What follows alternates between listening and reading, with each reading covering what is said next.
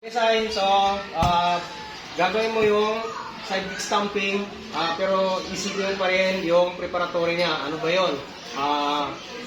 First, is to do the cross leg, then knees up, chamber, then side kick, ha! Then we chamber, put your leg down, adjust, yeah, that's it. Okay? Ayan. Okay, so huwag mag-alangan ha. Okay lang kung 80% po yung lakas ng sipa. Every cross leg.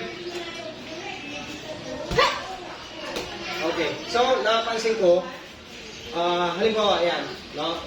Halimbawa, ito. Nandito ako. Nandito ka. Pag ginawa mo yun, tingnan mo. Dito ka. Huwag dito. Kasi pagka dito, tabingin yung anong sipa. Ayan. Doon ka kukuha sa back. Okay. Ready? Go. Easy. Accurate. Okay. Ready? 2.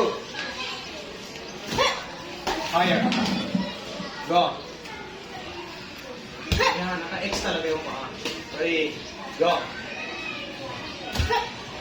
More. Go. More. Very good. Okay.